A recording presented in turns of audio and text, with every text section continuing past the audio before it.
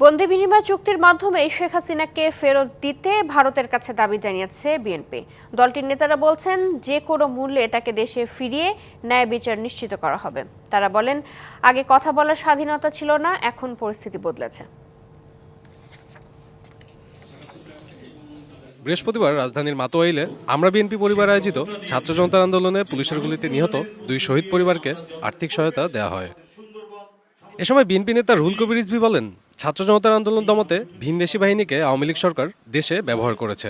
যে একটা ভয়ঙ্কর দুঃসময় কিন্তু আমরা অতিক্রম করে এসেছি। এখন যদি আমি অন্তর্বর্তী সরকারের বিরুদ্ধে সমালোচনা করে যদি এখান থেকে বেরিয়ে যায়, আমি নির্ভয়ে বেরোতে পারবো যে আমাকে কোনো গোয়েন্দা পুলিশ এসে গ্রেপ্তার করবে না এবং গ্রেপ্তার করে আমাকে কোনো আয়না ঘরে রাখবে না। স্বাধীনভাবে রাজনৈতিক মতামত প্রকাশ করতে চাই, আমি অন্যের সাথে আমার দ্বিমত থাকতে পারি, কিন্তু তার কথা বলার অধিকার প্রতিষ্ঠার জন্য আমি জীবন দিতে পারি। ঢালাইয়ে দৃঢ়তা, নির্মাণে নিশ্চয়তা। প্রিমিয়ার সিমেন্ট, ঢালাইয়ের রাজা। অন্যদিকে জাতীয় প্রেস ক্লাবের সামনে এক অনুষ্ঠানে দলটির আরেক নেতা জয়নুল আবদিন ফারুক যে কোনো মূল্যে শেখ হাসিনাকে দেশে ফিরিয়ে এনে বিচার নিশ্চিতের দাবি জানান।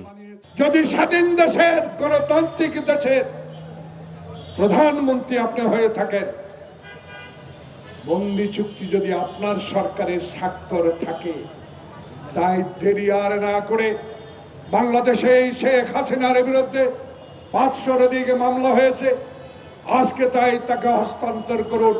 দেশের মানুষ আর কোনোদিনও আওয়ামী লীগকে মাঠে দাঁড়াতে দেবে না বলেও মন্তব্য করেন তিনি। যেইভাবে সাব্বির রোজ, ডিবিসি নিউজ, ঢাকা।